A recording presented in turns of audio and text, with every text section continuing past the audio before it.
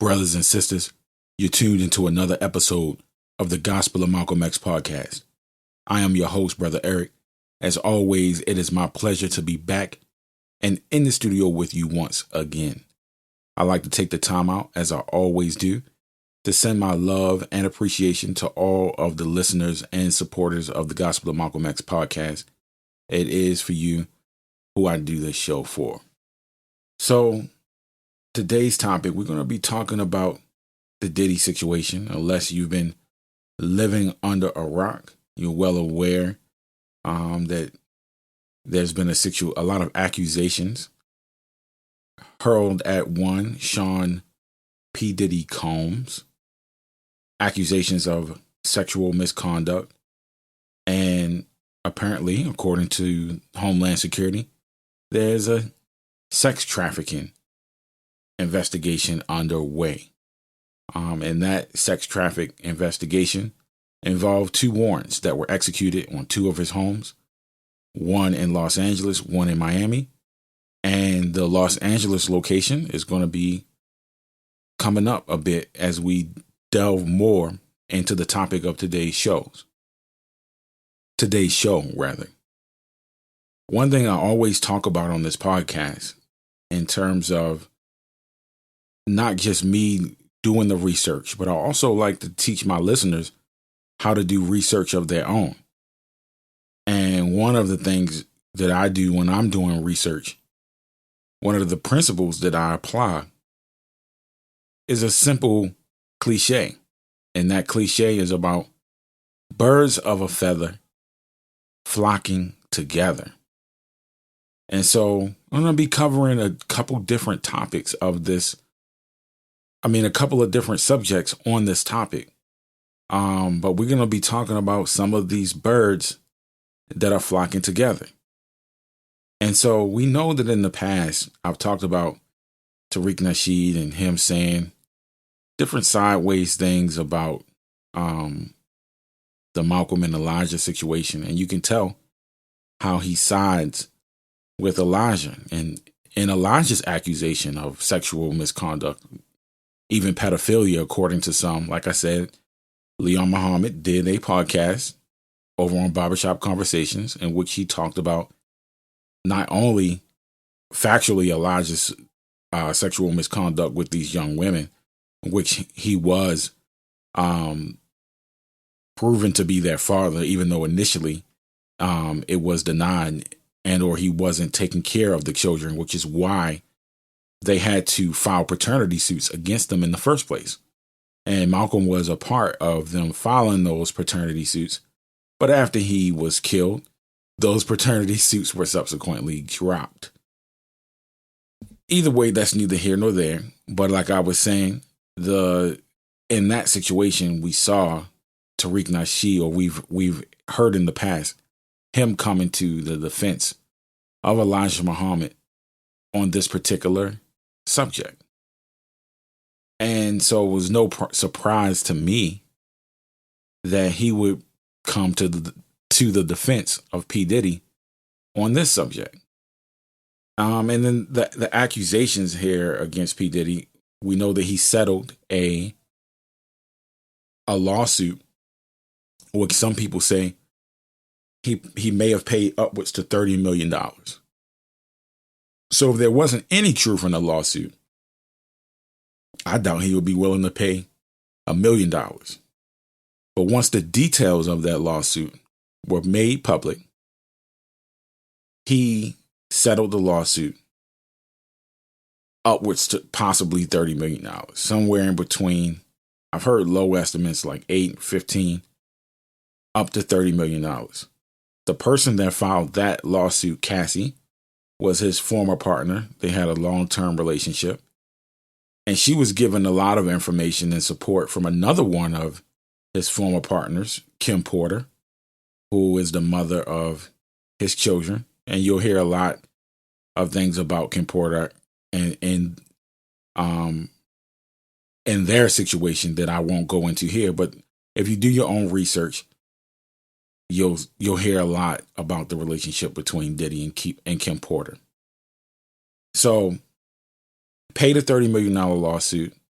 possibly up to $30 million, millions of dollars put out on the lawsuit that was settled almost immediately. Is that an admission of guilt?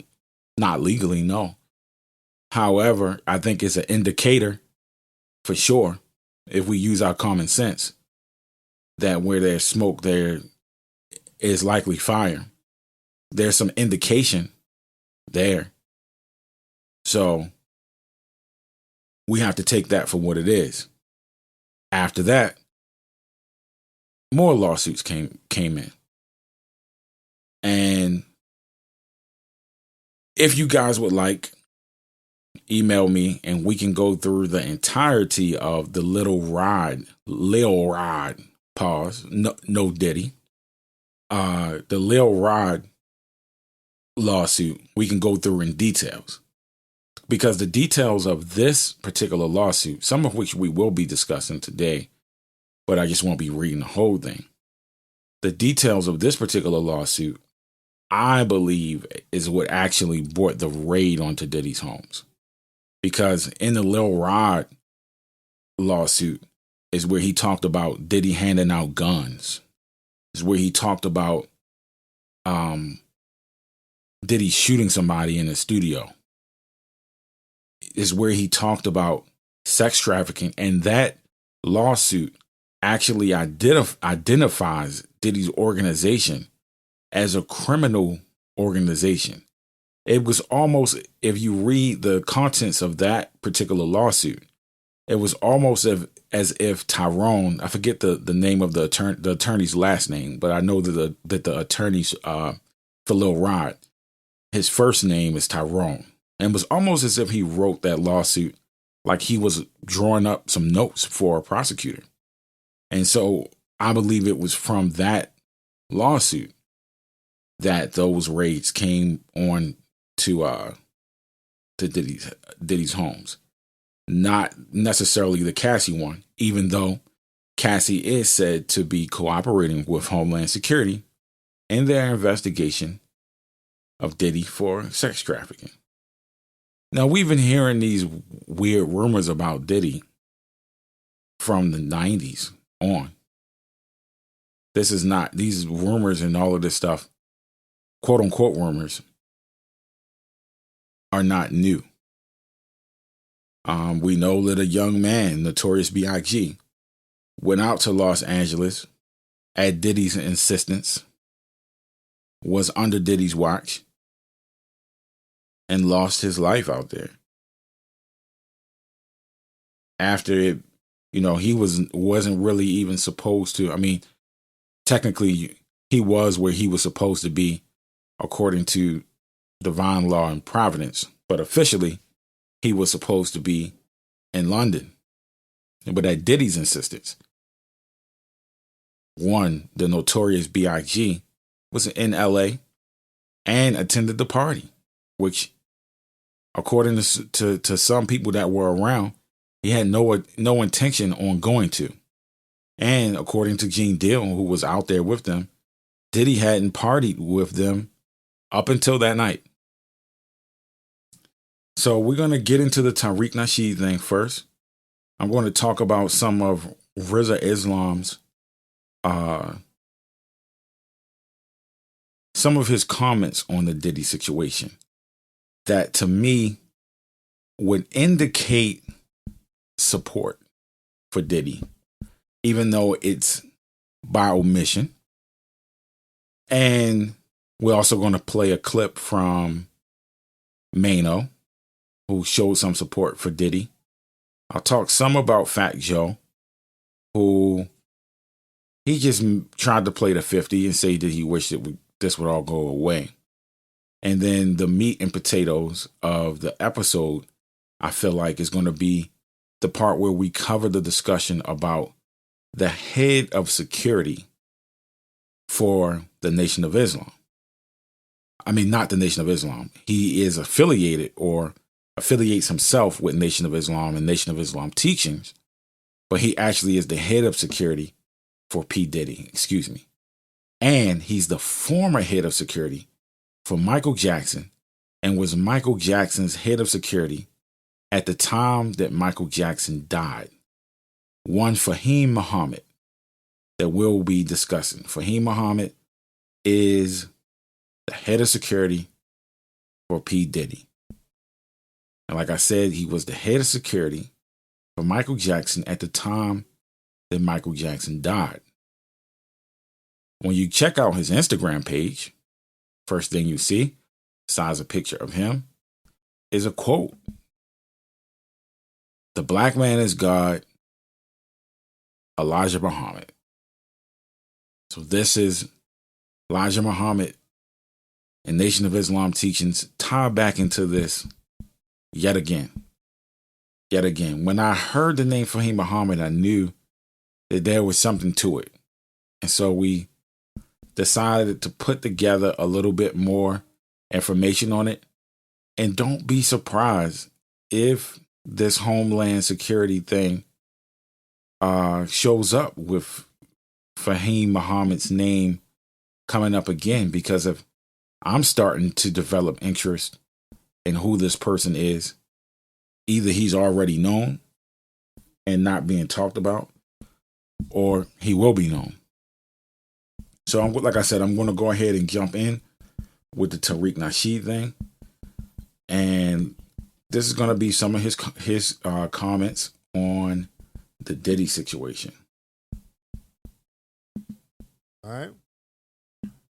Oh, yeah, we got the complimentary food. Good food. We always have good caterers. We always have good caterers, man. Ain't nothing like what we do, man. Ain't nothing like the Hidden History Museum. You don't get that kind of entertainment, food, vibing. You dig? You don't get that. You don't get that, ladies and gentlemen. All right, but listen. Talking about this Diddy thing. We got to talk about Diddy. Everybody give me a retweet. Ladies and gentlemen, what's up, Nikki the God? Shout out to Nikki the God. But listen, talking about the downfall of Diddy, Diddy's downfall. You know, everybody knows what Diddy's going through right now. There's been a lot of accusations hurled at Diddy. Lawsuits. He had to settle lawsuits. You know, the lawsuit he had with his ex-chick Cassie. And then some dude came out saying that there was some fondling going on, and he was shown gay videos, and you know, some people had a little hankering for his Bucci cat. So a lot of accusations being thrown out there. And lawsuits being settled. And so now Puffy has had two of his homes raided. The LA home raided and the Miami home raided. And it was raided by Homeland Security. So they go in there with guns, with military tanks. It was overkill. It was really, really over the top. They had Diddy's kids handcuffed. His sons were out there handcuffed. It was very, very over the top and performative. Yeah. And then they were saying that Diddy was on his private jet escaping from the U.S. They were trying to really sensationalize it, which they found out he wasn't on the jet. It was a jet that landed in the Caribbean. He wasn't on it. He was in Miami, so he never left. So they're really sensationalizing a lot of stuff. Yeah, that was very extra. That's very extra. And what it sounds like they're looking for some kind of video, not of some trafficking. And we got to see, and that's another thing. They keep using the word trafficking, sex trafficking. All right, they keep saying the word sex trafficking. Who did Diddy sex traffic? All right. You see, that's kind of a catch-all thing. They just keep saying the same thing. Did they get his house in New York too? Okay. So they keep saying sex trafficking, sex trafficking, sex trafficking. He didn't get arrested though, but they're doing a sex trafficking investigation. They keep saying that word. They keep using that term, sex trafficking. And what does that mean? Sex trafficking is, basically, I'm white and I say so. So this is where I'll interject for the first time here. Sex trafficking has a meaning. And matter of fact, let's hit up some AI here. Maybe I won't use AI. I'll just do Google. Just do plain old Google. Let me sign out because I don't want no weird searches like this in my joint. But sex trafficking does not have the definition of I'm white and I say so. That's what he said. He said that sex trafficking has the definition of I'm white. He didn't take the time to define sex trafficking. He just said, oh, it means I'm white and I say so. And this is something that you notice with a lot of the race hustlers. And this dude, I believe for sure, I know it, is race hustling, where they make every situation a black and a white thing. And they try to make black synonymous with righteousness. And it's not synonymous with morality and righteousness, etc.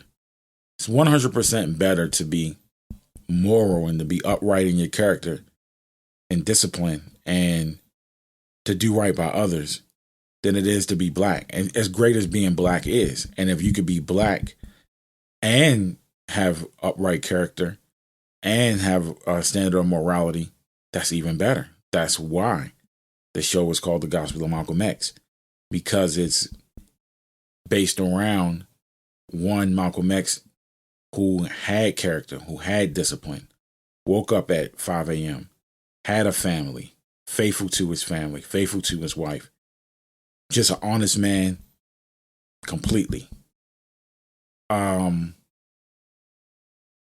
Let's get this definition of sex trafficking, the actual definition. Let's see.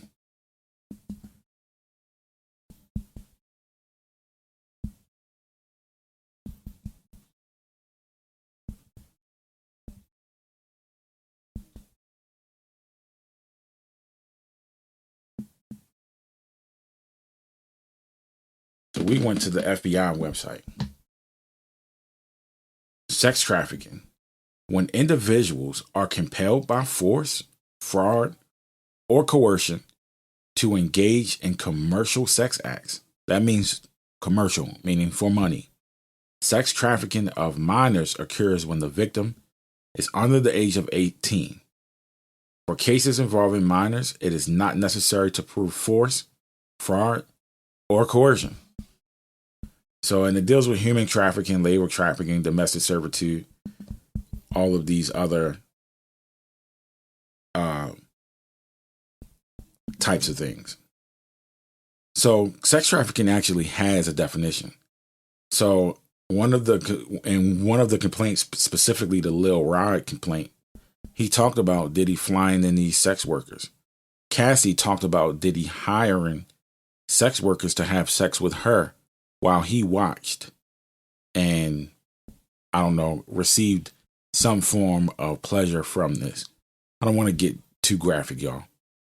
But so if you're flying people across state lines for the purposes of sex and it's commercial, you're paying them for it, then it is a commercial thing. Now, whether there was force or coercion and things like that, according to Cassie, she was coerced, and that she was a subject of P. Diddy. So that, I don't want to get into, I'm not making any accusations against P. Diddy, but I'm certainly not defending him either. And the definition of sex trafficking is not, I'm white and I say so. That's what I can say. It's not. It has an actual definition here. Just like with Cassie, they're saying that with Cassie, she was sex trafficked. That was an adult who just did freaky things with Puff. So how is that trafficking, right? They just keep saying the same thing. Yeah, who did he traffic? Notice they never say who he's trafficking. Nobody is saying who he trafficked because he's not charged with any crimes.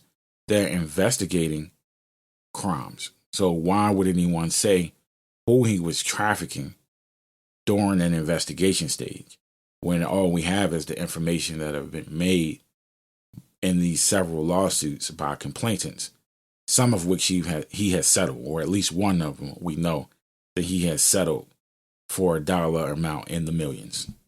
They just say sex trafficking over and over and over again. They're not saying who's being trafficked. So that's a very deliberate media manipulation. Right, he sex trafficked Cassie. How? How do you sex traffic an adult who's having consensual relationships? How do you do that? How do you know it was consensual? Yeah. It's just, I'm white and I say so. You see? And we got to look at the Cassie situation. See, Cassie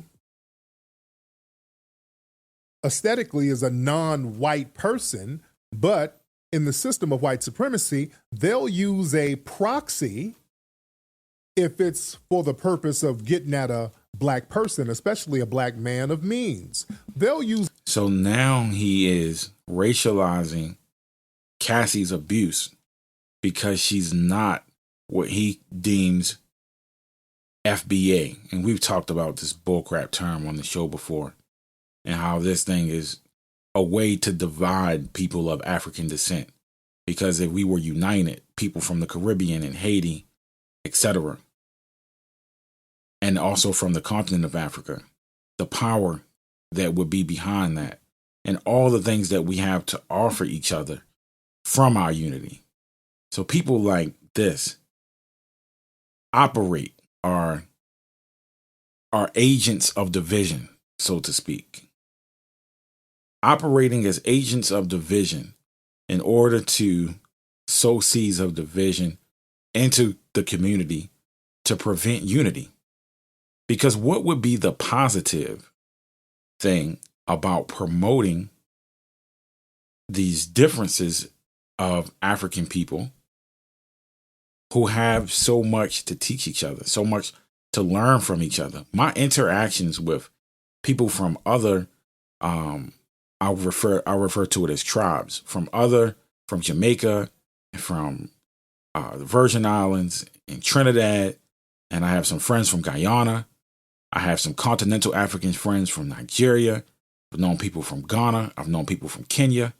All of these people have benefited my life in very positive ways and have exposed me to different things besides just the American culture and the African American culture. And of course, I've shared things with them as well. And as Black people from different places, we have so much to share with each other. And our unity is strength. Like when you look at something like hip hop, for example, in which I won't get into this crazy debate in terms of who invented it or whatever the case is. But when there's like Caribbean flavor involved in hip hop, like say a Biggie Smalls, for example, or Busta Rhymes, etc., there's a beautiful just coming together. You know what I mean? That we all have something to contribute. People that were born here, people that were born in other places, we all have something to contribute to each other. And there's power in that unity. And this is why it's allowed for agents of division to exist. And you can tell that their hearts are not pure because look at what they're supporting. Use a proxy, a white adjacent. You understand? They'll use a white adjacent. And I'm not caping for anybody, but I'm not throwing folks under the bus just because see, this he's going to keep saying that he's not caping. And I'm going to get on the Cassie thing in a minute. But here's the thing. He beat what? So Girl So Bad He Had Time. Who did he beat? Cassie? Who did he beat? right? Who did he beat? Yeah, if he's with Cassie and Cassie's doing all of this stuff, only the white adjacents can go back and say, okay, well, I was trafficked. These black girls don't get away with that type of stuff. You don't get to say, hey, somebody trafficked me. You understand what I'm saying? And the thing is, the white media, they were very meticulous with how they leaked a lot of stories so that Puffy would not get any type of grassroots support. See, the reason why he's not getting a lot of grassroots support is because of the gay allegations, which they've been around for years. But really, the gay stuff makes a lot of people in the hip hop industry, makes a lot of people just kind of back up and say, makes a lot of people back up off that thing. Pause. Yeah? No, it makes a lot of people back up off of it. Yeah, her mother, from what I understand, I think her mother's a tether. I think her mother's Caribbean and her dad is Filipino. And the thing. So why this thing of calling people tethers just because they're born from somewhere else? Now, he tries to normally play it off like, no, we don't call all Caribbean or all African people tethers. But he doesn't know anything about this woman's mother and just outright called her mother a tether just based on her not being born in America. Thing is with Cassie, yeah, she has a mother with black ancestry, but that doesn't matter. How does she identify herself? You see? How does she identify herself? You know? Does she identify herself as white or white adjacent? You see? That's very important. But here's the thing. And again, not caping for anybody, not throwing anybody under the bus. While throwing this girl under the bus because her mother wasn't born very in the well United orchestrated. States. And yeah, he's not getting any gay support either. But listen, there's a lot of black people. Why are black people so celebratory? There's a lot of black people very celebratory about, the feds going after Puffy. There's a lot of celebratory energy there. And I should have had the phone lines on. What's so celebratory about that? That's not really, is that a flex? Because we got to understand that could happen to any black person. What's the celebratory thing about? Huh?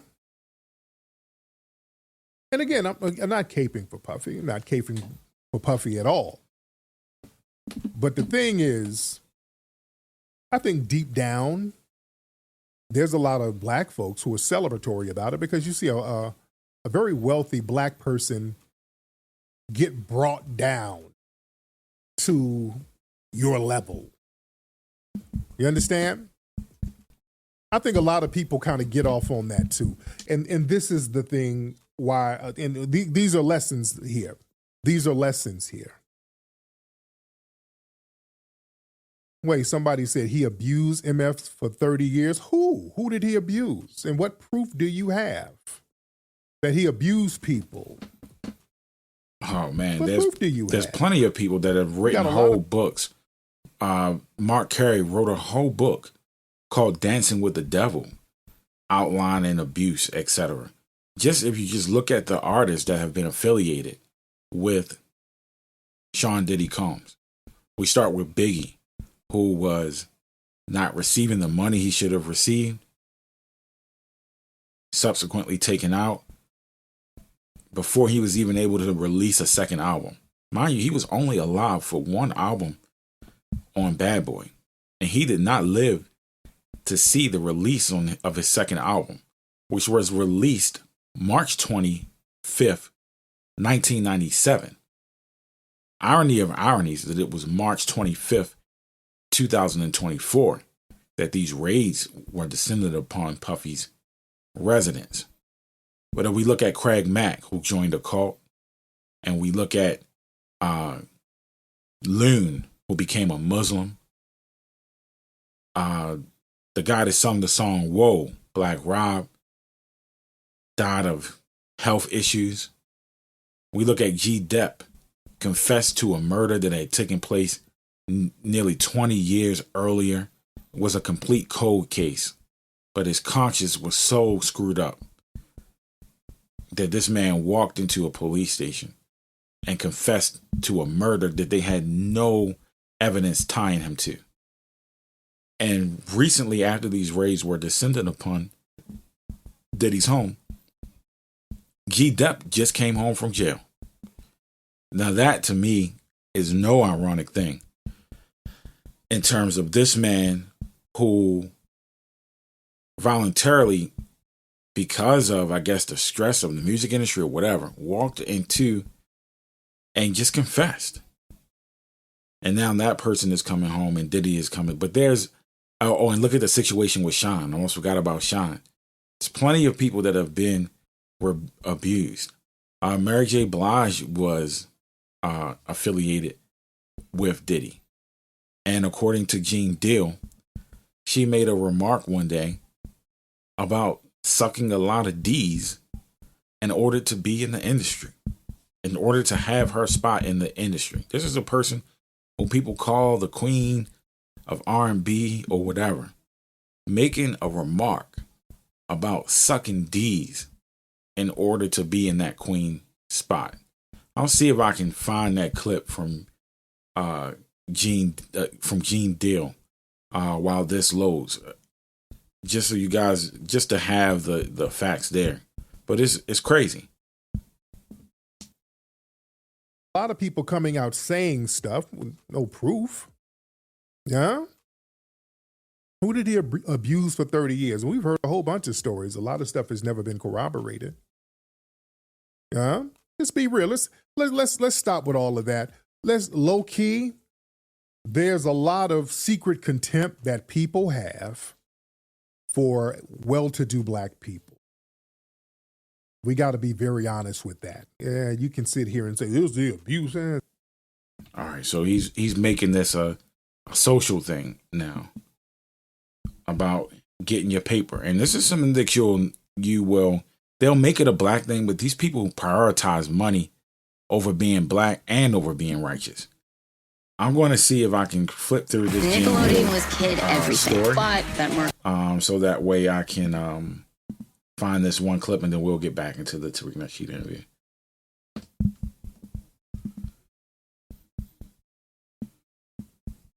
Give me just a second. We didn't think much of it. We just thought it was some young girl who was had the fans. She had the support of the music business, but because her earlier contracts, she wasn't seeing a dime. And it was crazy how they was doing her. That's why Suge Knight had got involved with him and stepped to Andre Harrell and them. He's talking about Mary J.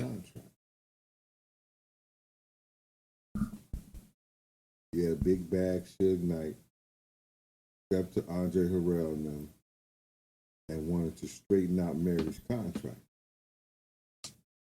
So now, I have another 50. Shout out to Big Gene, by the way.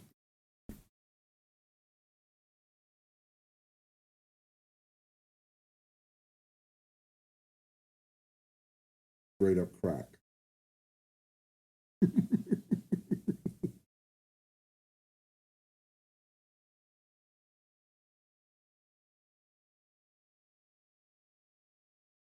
Nigga, stop begging.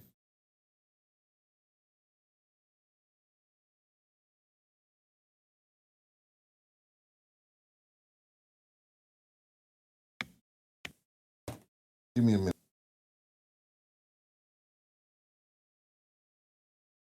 Me up. His family then was pushing the diamonds over to Jacob the jeweler. And Mary was big on that.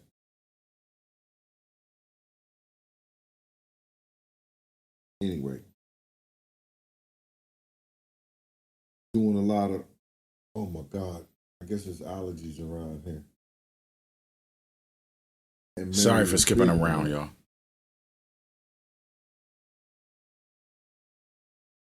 Anyway, so now, Brian Aries, his kids used to love rap. They are Armenian. The same thing as the Kardashians and stuff like that. They're from Turkey. And his kids always wanted to go to the concerts because Jodeci would give them backstage passes. But they never went. So I started doing business with him, and he knew that I was bodyguarding Puff. So Jodeci was doing the concert at the Garden, so he's telling me, yo, Dean, could you take my kids? They got backstage passes to Jodeci. And I knew Davin and seen KC, seen, the other one around, forgot his name. Devontae, Davin, KC, JoJo, yeah. Seen them around, but I knew Davin more than I knew the rest of them. Even seen them at the jewelry store before. So I said, yeah, I'll take them. So I took them to the Garden. And they was backstage. They took pictures with them in the whole 9 yards with Jodeci. So Mary started going there, buying her jewelry from them also.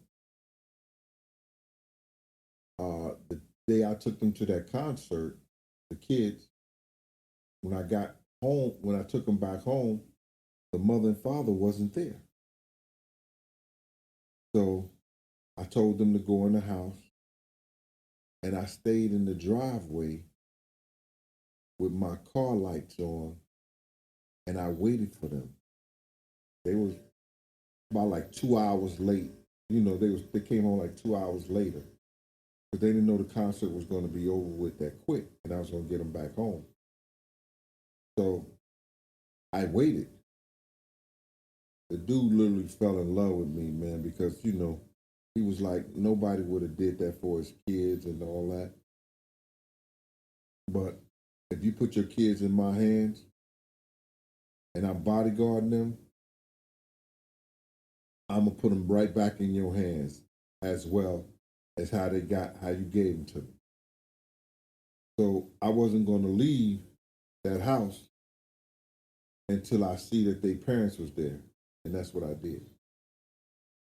So now,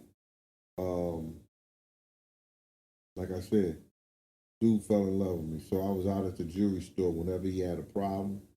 I was at the jewelry store when he needed me to go pick up money or diamonds or whatever. He could send me down on 46th Street? Name? Raekwon.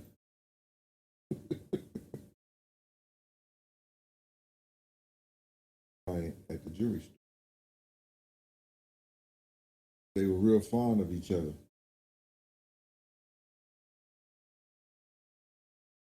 $65,000. He told me that I could pray and see they do the right thing. So it's me, Misa, and Mary. We at the bar at Justin. And Mary was telling me how lucky Puff was having me for his security the time Big got killed. And that she was saying how all that was God sent. Because if it wasn't for me, Puff wouldn't be here, and he knows that, Gene. So this is before I went back to start working for Puff. So now,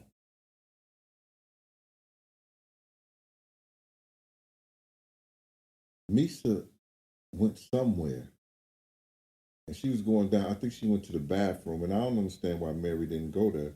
But we were so in depth in the conversation. Mary just started telling me how people think that she was rich, but she really didn't have a dime. And I was saying to myself, yeah, Mary, I know. If you ain't paid for that motherfucking chain you got on your neck that I got to get back from you.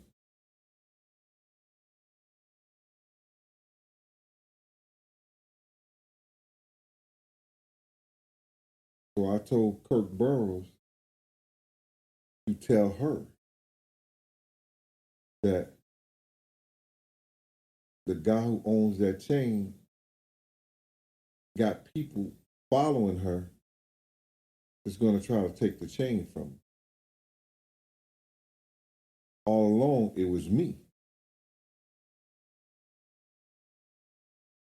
So while me and Mary's at the bar,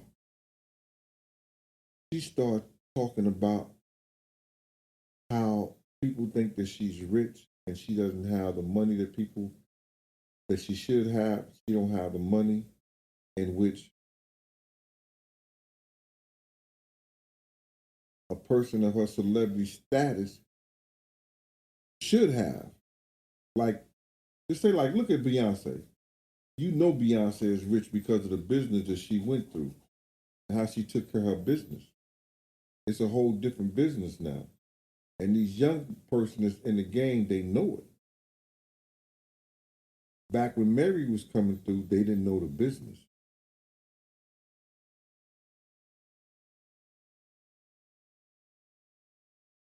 Thanks, Miss T. Miss Two Comb, Miss Two Combs. Let me stop this. We're taking a long way around, but I promise you he's getting to the point. It's 2 points that's being made here. She's telling me all the stuff, a lot of the things that she was doing in the business.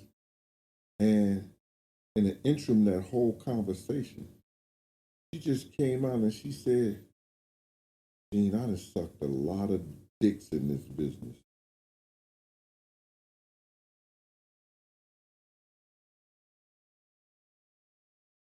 I mean, like, I said this before, but I'm like on some shit now. She said, Gene, I done sucked some lot of dicks in this business to get where I'm at.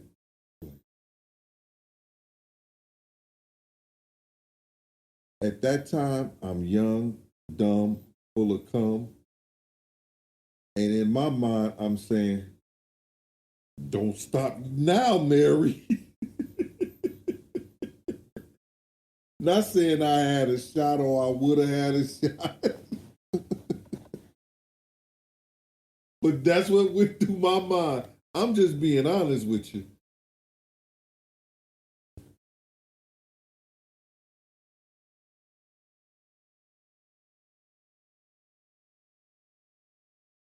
All right, I think that's all we're going to get from Big Gene. So, it looks like the niggas ain't gonna believe if Mary go to the head of the class. And that I would think that she had mad brains. You ain't gonna believe that. I don't understand why this thing ain't saying. All right, let me go ahead and stop this. So yeah, my whole point is two things in terms of the sexual exploitation that takes place, and there was also a rumor that Mary was actually pregnant for P. Diddy at one point and made to have an abortion. I haven't verified that, but this is what goes on in the industry, and somebody of her stature should have had the money at the time, especially if they're calling her the queen of this and the queen of that. For her to have done all of those things, and one of the people that she was under was Diddy, and she still didn't have any money after doing all of the sucking that she claimed to have been doing. It's crazy because you would think that with the sucking would come along, you know, the head would come along with some bread, but apparently not, because she was struggling still. let me get back into the Tariq Nasheed thing. I apologize for the cutting around to find that story. But because I said it, I wanted to put it in here. And stop. There's a lot of secret contempt that a lot of people have for well-to-do black people. And here's the thing. Puffy's brand is about flossing his wealth. But let's talk real here. Puffy's brand is about, got all this money. Take that. I got all this money. Look at me. I'm balling out. I got this money. Take that. I'm balling out. I got all these cars. Whoop, whoop, whoop. And psychologically, when a black person is well-to-do and they floss their money, that even though people will admire it, deep down, they hold resentment to it. All right? Deep down, there's a resentment that they have to it. They resent a black person flossing their wealth like that. You understand? That's why you got to kind of chill with the flossing sometimes. Sometimes you do have to chill with all that flossing. Yeah? Sometimes you got to chill with the flossing. But let's be real. A lot of this stuff where people are just fake believing all of these weird accusations and all of that stuff. People are fake believing it? Yeah, if you believe that, you believe anything. Look, these people will say anything to get at somebody. You understand? He robbed his artist. How did he rob his artist? That's another thing. With the rob the artist thing, that's another contempt thing that a lot of black CEOs have to deal with. Puffy did the exact same thing that every other record label does. So now he's saying, okay, he did the same exact thing that every other record label does. But every other record label robs the artist. So if he did the same exact thing that every other record label does, then he fucked them over just like every other, excuse my language, he messed them over. Or we've been cussing a lot on this show already, but he messed them over just as much as every other record label has done. All right. Puffy does the same thing every other record label does. The artists get the same deal as every other label. Let's stop with that shit. All right? There's no cookie cutter deal. Every deal was specific. How did he rob his artist? Come on, because this is a lot of people who don't know the business, and you're talking from an employee disposition. How did he rob his artist? See, a lot of that black CEOs rob their artists nonsense. That gets thrown on black executives all the time. Because the thing is, they see the black executive balling out, and if you're on that label, you think you're supposed to ball out like that too. And artists don't really ball out like that, especially on their first or second album. Let's stop with all of that. The people in the comments aren't agreeing with him, by the way. Mace explained, and I forgot to mention Mace earlier. He's one of the ones that found God after the relationship he had with Bad Boy. But Mace definitely explained how P. Diddy buys you out of your publishing, etc. And it happened to all of them. And I knew that something was going on with Diddy last year when he gave all of those people their publishing back. I knew that something was coming. Yeah, people don't know the industry. Who got robbed? You got some people out here who had like a hot album. Look, in the record industry, you ain't balling out on your first or second album like that. No, on no label. Unless you own the label. Yeah? You get your money touring. You understand? See, there's a lot of resentment there. No. Black folks, no, we got to stop all of that that fake outrage over manufactured BS, when really it's all about, hey, this dude got a little bit too much money. He needs to be humbled. That's really what the shit boils down to. Huh? The hell you celebrating? That ain't nothing to celebrate. That's why you can tell some of these cats ain't no street cats. Yeah? I'm not nobody. I'm definitely not celebrating the 50 Cent's not a street cat. But I guess what he's telling you that somebody that in his mind he's a street cat. But 50 Cent is definitely very much a legitimate street cat. Feds going after a black exec. Family, what the hell you celebrate? Do y'all know they do this to every single black rap? Every single, here we go. Now he says they do this to every single black rap executive? What do you still know? Let's talk turkey. Family. Niggas. They do this, what they doing to Puffy, they do this to almost every single black rap music executive. Every black Master P made rap more label, money than this happens to them. Almost all they of them. They get some kind of federal indictment. So what y'all talking? Well, let's get real here. Just look at they do this to every single one. Let's keep it a buck. Is everybody damn guilty? Y'all sound like the white supremacists. Look, from Sugar Hill, let's just go down the line. Name a black-run rap record label that wasn't under indictment by the damn feds.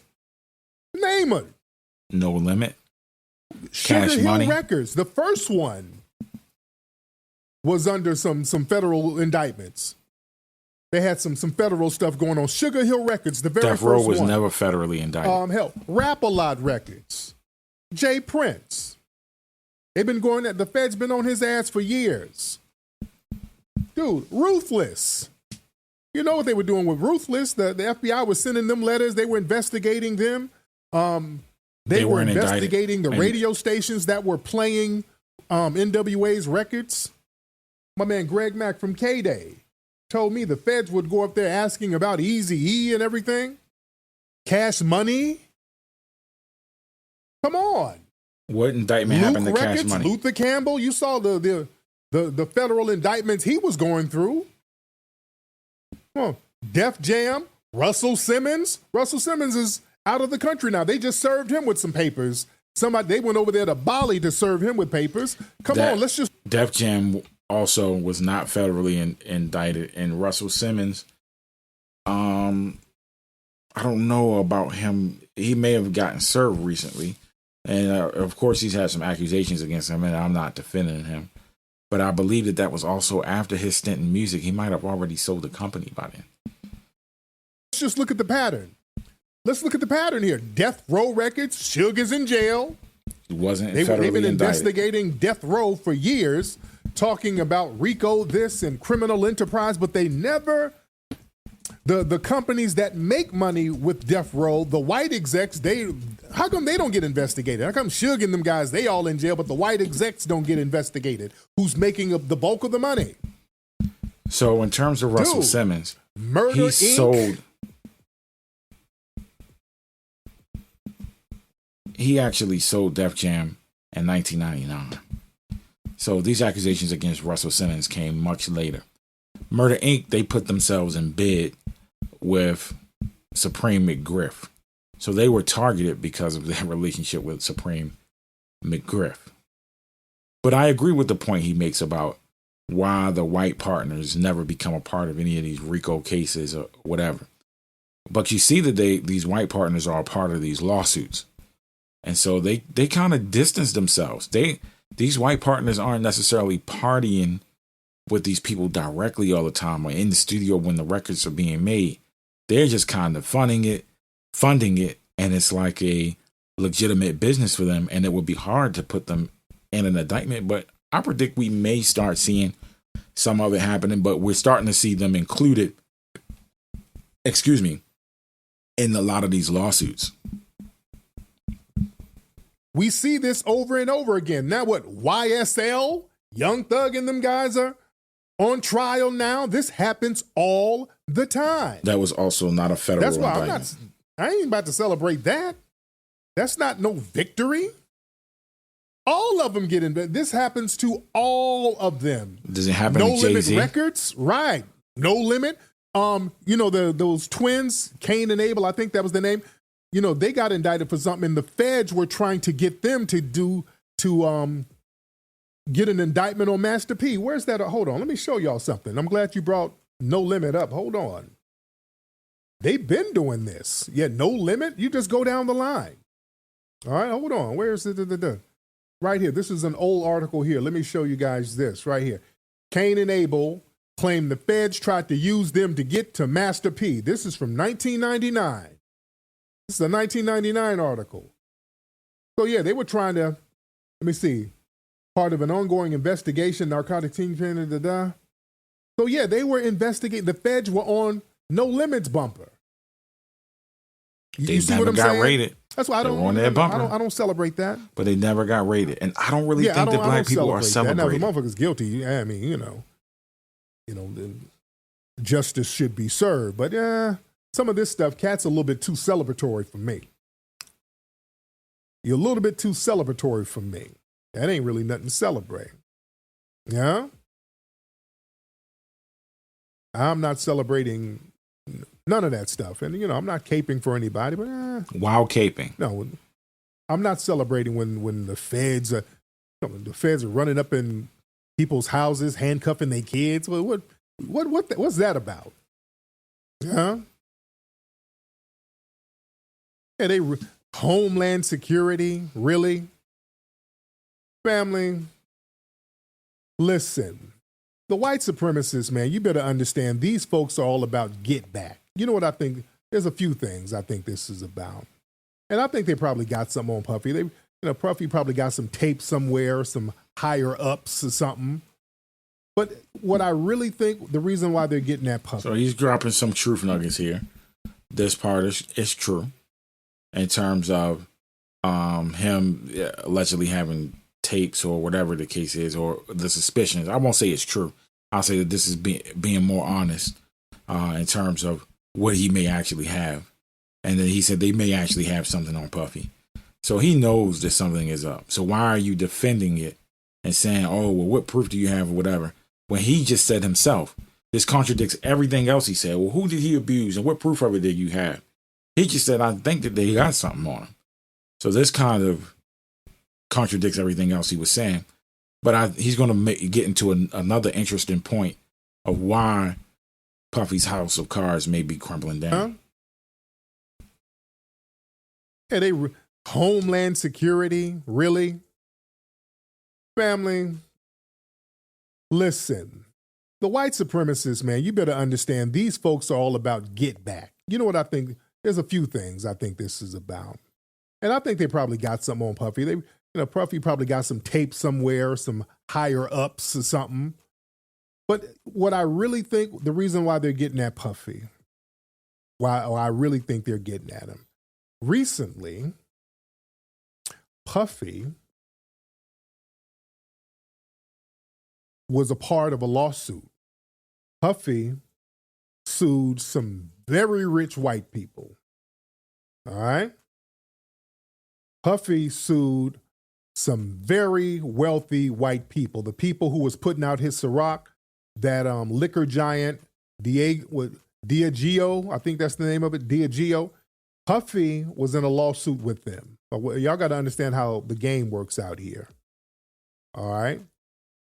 This is from last year. This is October 2023. Puffy sues liquor giant for unlawful retaliation following a racial discrimination suit. So Puffy used his wealth to go after the white big dogs for racism. All right? They don't like that. All right? He said that there was a pattern of discrimination. He was calling out the big dogs for being racist, which is good. Here's the problem. Puffy didn't have a strong grassroots team. That was the thing. When you go after the big dogs, you got to have a track record of having a strong grassroots. team. So when they retaliate, like what they're doing now, your grassroots can hold you down. And Puffy just didn't have that. All right? So he went up against these big dogs. Diageo, these are trillionaires. These folks make damn near $1 trillion selling liquor. All right, and they resolved the dispute. Hold on, let me show you all this. So this is from January 2024. Sean Combs and Diageo resolve legal dispute. So they broke off some money to him. It must have been a big chunk. They settled. They must have broke out a big chunk of money to Puffy. All right? Right after they had to break off a big undisclosed chunk of money, all of a sudden, Diddy's the sex trafficker. All of a sudden, he gets into this lawsuit with these gazillionaires. See, this is why I don't say you better know what's going on here. Yeah, y'all don't know what's really going on. So this is dismissing everything else, all the accusations that these people have, the evidence that they have. And in the case of Lil Rod, his evidence was so I guess overwhelming or so much that it actually led to a raid. Now that's not necessarily meeting the standard of beyond reasonable doubt, which is the highest standard, but it did give them a standard of probable cause enough to the point where they were able to go before a federal judge and get not one warrant but two. So something in these lawsuits, oh my gosh, I'm sorry, y'all. Something in these lawsuits must be real because, number one, and the two biggest ones being with Cassie and Lil Rod. Number one, the Cassie one was settled quickly. As soon as that information hit the media, it was settled. Number two, with the Lil Rod situation, shortly after that one, we saw these raids. Puffy's been around for 30 years, like 30 years. Puffy's been doing the same thing for 30 years. Right when he sued these big money corporations for racism, what did I tell y'all? The white supremacists, they have $1 billion insurance policy. If you go after them, they all get on code to protect each other. If they have to break off some money to a black person, they all get on code and make an example out of that black person. And that's what they're doing with Puffy. See, y'all got to put everything in the right context. The same thing happened with Wesley Snipes. When Wesley Snipes did the Blade series, he basically made Marvel Comics, the film company. He put them on the map. It was Wesley Snipes' Blade movie. That put Marvel movies on the map. That movie made a ton of money, and the series was a phenomenal brand.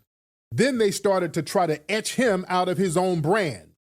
Wesley Snipes went to sue Universal. Do y'all remember that? He went to sue them.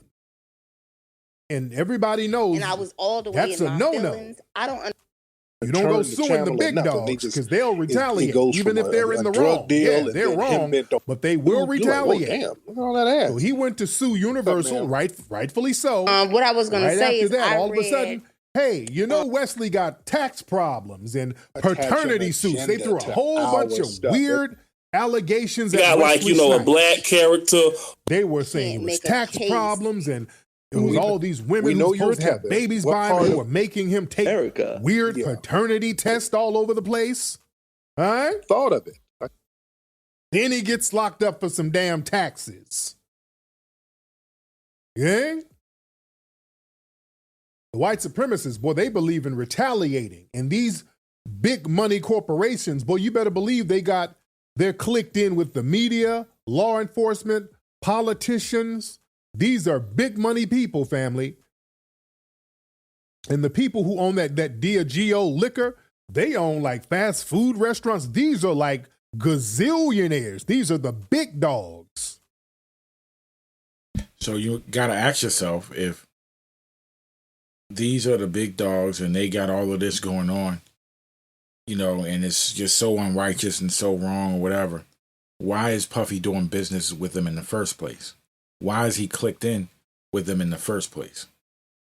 Right? If they're so racist, why was he promoting their brands for years and years and years and years, and would think that he could suddenly flip the script on them and now be on the side of righteousness after he promoted this spirits brand, this liquor and spirits brand for years and years and years. And it was like Ciroc was like the most popular drink for the longest. A lot of people thought that Puffy owned it. And it eventually came out that he didn't own it and he was just a brand ambassador. But he gave the public perception that he was an owner. All the liquor you drink, they own it. You see? So you better understand what's going on here. You better understand what's going on. And again, with Cassie, you know, they'll get Cassie out here, and, you know, Cassie makes all of these claims and allegations. And we got to understand. So now the liquor companies are working with Cassie. They're working with Cassie directly in order to get this going. White supremacy works. See, people think that white supremacy is about being vicious and people name calling. That's what they think white supremacy is. No. You think because somebody, if they're not cursing at you and calling you the N-word, you think, okay, there's no white supremacy. No. White supremacy is very insidious. You see, the more powerful part of white supremacy is the seductive part. You see? See, white supremacy comes at you with the breast out and the genitals out. Yeah? They get in sexual relations and you don't understand that white supremacy is at play. You get into these sexual relations, I don't think white supremacy is at play. Now, with this in mind, and all of this... Never ask your parents what they were doing at your age. At your age. Random facts that will shock you. I bet you can't answer the... So, with all of the talk that he does in terms of this person's FBA, this person's non-FBA or whatever, you would think that the person that he's married to would be pure FBA, right? Whatever that means these days, whatever pure FBA would be, you would think that they would at least have 2 black parents. So if someone is dealing with somebody that's Jamaican, or if someone is half African American and half Jamaican, or half African American and half someone directly from the African continent, that's problematic, and we can't trust that person. But this man's wife is actually half white, and it's been reported and pretty much substantiated that you know, he even lives with his white mother-in-law, fully white. So isn't he in bed with white supremacy as well? With this woman taking all kinds of trips over to Haiti, doing very suspicious stuff. There's been accusations about things involving children and stuff like that with his mother-in-law in Haiti. Very suspicious activity taking place in Haiti. Wouldn't he, you know, see maybe the white supremacy in his own bedroom?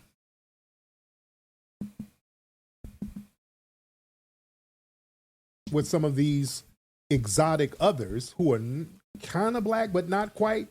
But his wife is black. Like how many numbers are in the alphabet? And you get with them and you get into in the alphabet. Thing, and they're down when they're young. Zebras also have striped skin. When they get older, again, these women, a lot of them identify as being white. So they start thinking like Karens.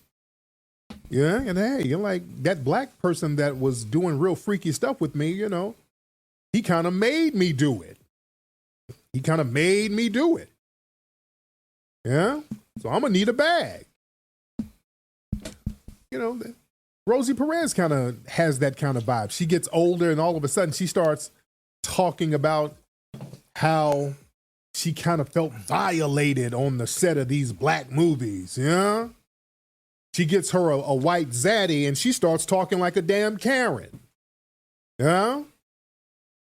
We better understand the game out here. You see? And with Puffy, again, they're just throwing everything at him. They arrested a white boy down in Florida, I think. And they're sitting up here talking about, this is a white boy, arrested him on a drug crime. They're talking about, look at this. This is Diddy's. This person that was arrested, this white boy that was arrested, was actually named in Lil Rod's complaint, and his civil complaint. And so the information that Lil Rod, pause, no Diddy, that Lil Rod put in his civil complaint is actually something that led to an arrest. Something that led to an arrest of this guy who they're calling Diddy's drug mule. So we know that the information is pointing to something. It's pointing to something. Drug mule, alleged mule arrested on charges. So a white boy gets arrested with drugs. He knows Puffy. No connection. The drugs that he was arrested with has zero connection with Puffy. But now he's Puffy's drug mule. No, he was identified as Family, that in the lawsuit. Y'all co-signing this? Y'all really co-signing that? Yeah. Not co-signing that, ladies and gentlemen. You dig? And again, I ain't saying Puffy's an angel. We've been hearing stuff about Puffy for years. You dig? But all this trafficking stuff, no, because they're not defining what the trafficking is. They just keep saying trafficking, and they haven't defined it. So they just throw it out there. No, it's bad. We're not going to define it. It's bad.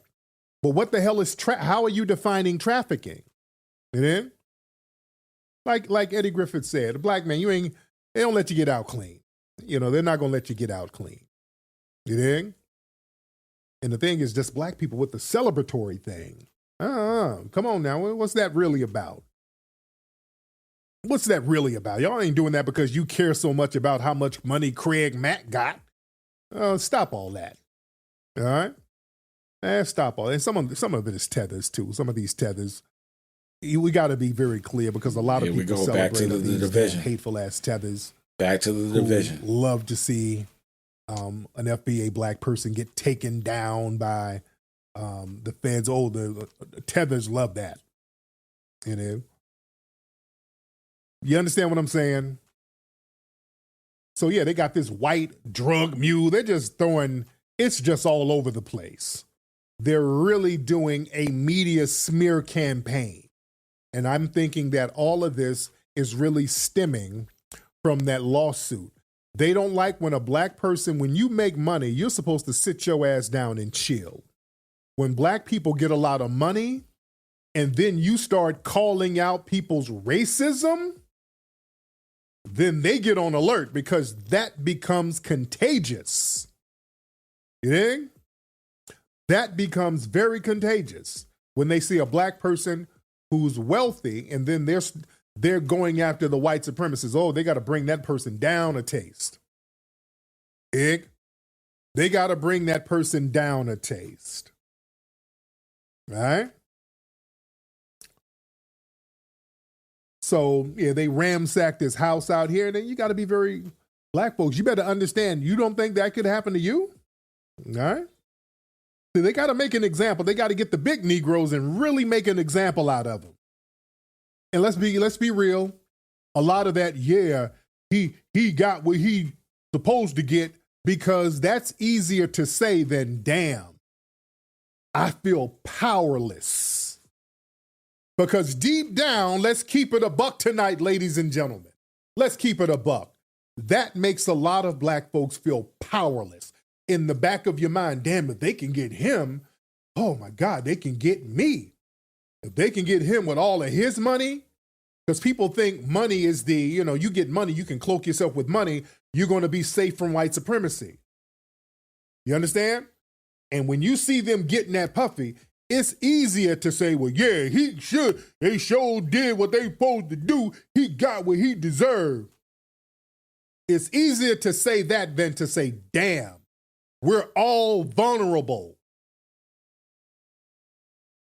The reality is, the white supremacists are using Puffy to make an example for your ass.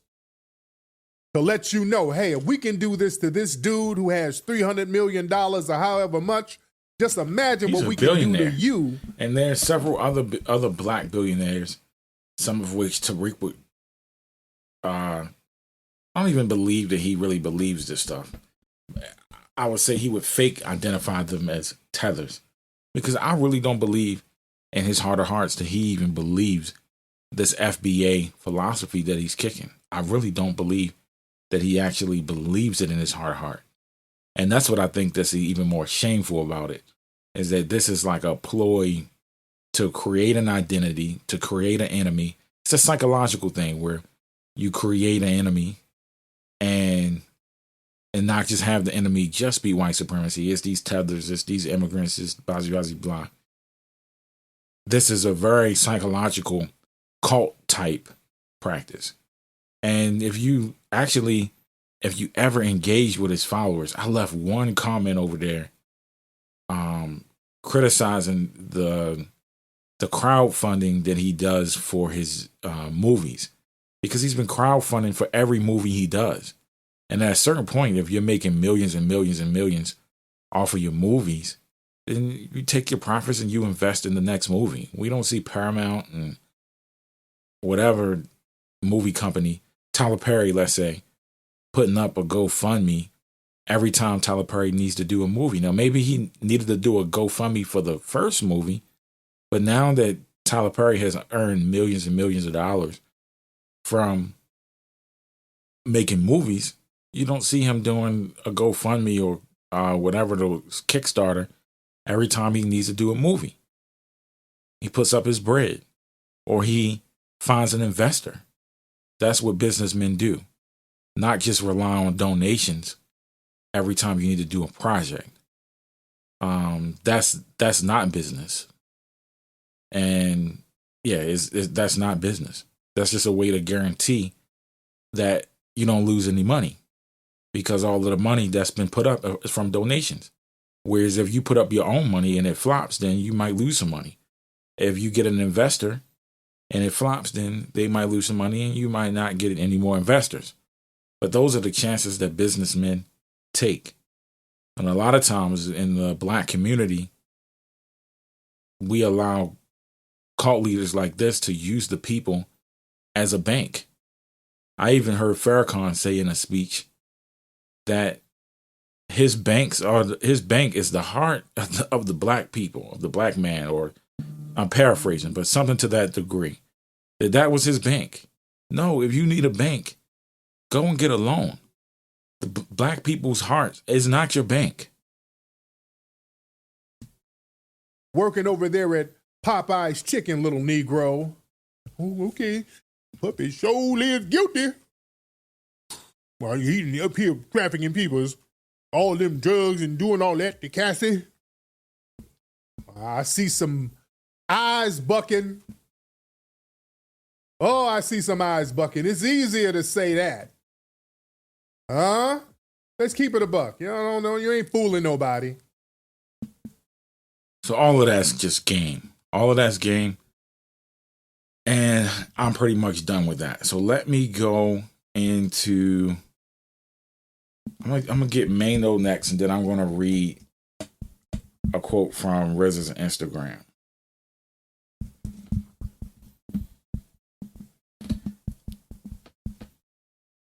And MAINO's quote is kind of weird, because it's almost as if he was comparing Diddy to people in the civil rights movement. which is weird because April 4th is it's been over 50 years, close to 60 years since Dr. King was assassinated. And we shouldn't really be putting Diddy in those type of conversations. Rapper MAINO was doing an interview, and he said he believes there is a secret agenda to take down successful black businessmen, Diddy being included. He gave an example of how in the 1960s the government used programs like COINTELPRO to take down prominent and important figures in the community. Rapper MAINO was doing an interview, and he said he's just talking about it. Let me see if I can actually get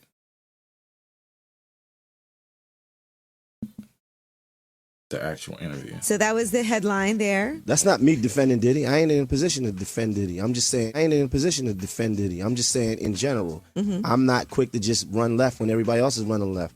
Let's wait and see what's happening. If somebody done something wrong, then they're gonna be accountable. Let's wait till all the information That's comes it. out. Is what That's you're it. Because they like, oh man, so he tried to come back and clean it.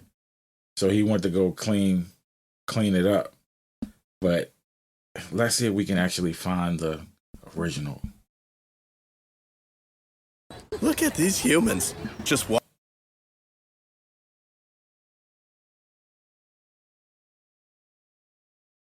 Give me just a second. We're queuing it up here.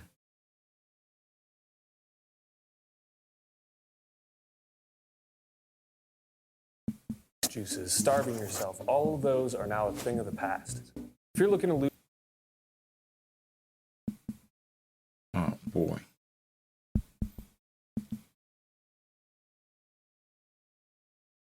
All right, let me do RIZZA then while the other one is loading. So RIZZA, he puts a question. Is the Diddy distraction done? And it says, the big fish is behind the curtain. I believe the real ringleaders are using Diddy as the fall guy. Anyone guilty of any of the allegations should face consequences. However, the real ringleaders, the real leaders behind Hollywood and all these satanic rings are using this move to hide and maneuver. Don't get it twisted. So, but right now, all of the accusations that anyone guilty of any of the allegations should face consequences.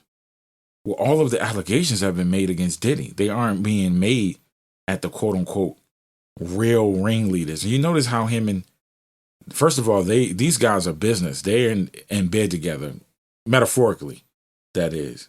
Matter of fact, I think later on in that show, Tariq Nasheed actually promotes one of RIZZA Islam's products. And so these guys are birds of a feather flocking together. Like I said, this is something that I tell you guys all the time in my research that I pay attention to.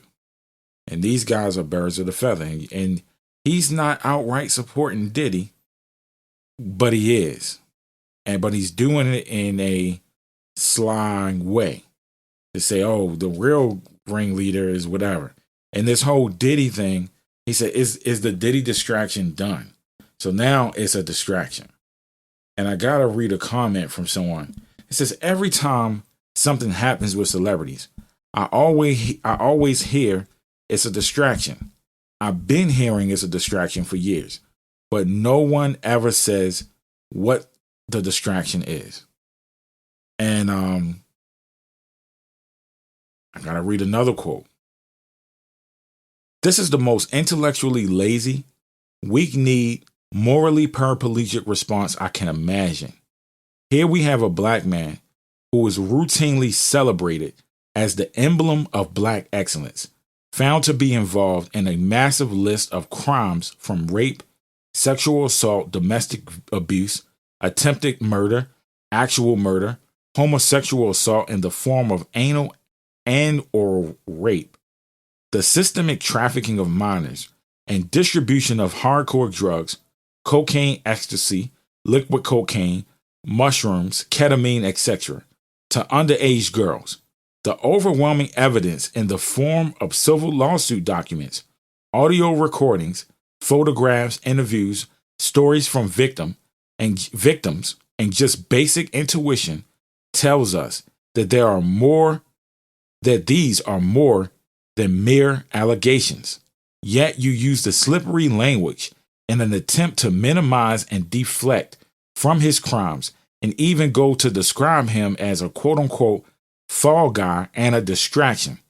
Fall guys aren't billionaires who can walk around freely for this long after being raided by Homeland Security. There isn't even a mugshot of Diddy more than 72 hours after the raid. Yet you insist that he is somehow being victimized.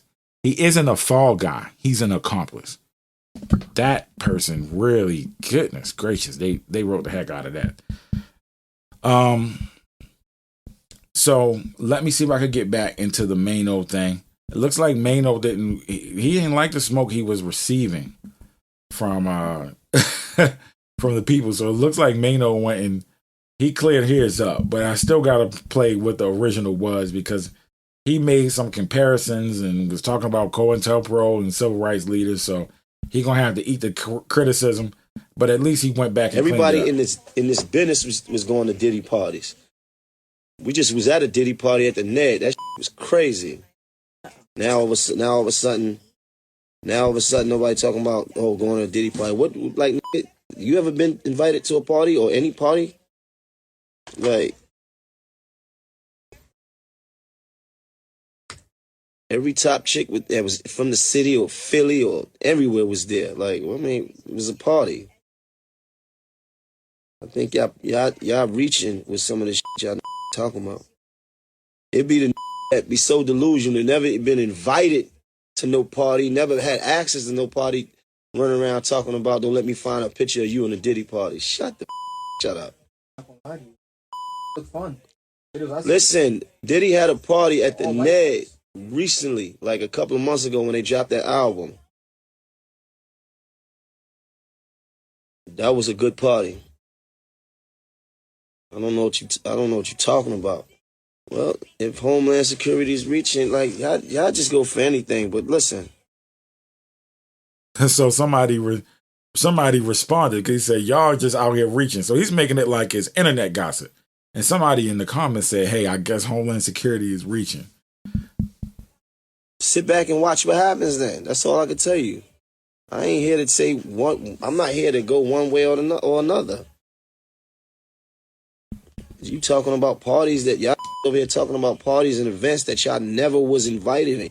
Y'all never had access to. Y'all never been involved. You sitting around in your house or in your basement or your mom's basement or at work judging that you ain't never going to be in the company of. What we really talking about? You throwing stones and sitting in houses that's easily to be broken. But who you judging? What? What are we talking about? Former Bad Boy Records artist Aubrey O'Day reacts to Diddy's home being raided. Check this out. Over the past year, Diddy has faced multiple assault allegations. That wasn't the one I wanted from MAINO. That wasn't the one I wanted from MAINO. You know what? I think I got it in my phone. I do be trying to save some of these clips. I get sent a lot of stuff. And then, but when I go to prepare and, let's see, I think I sent it to myself. Let's see.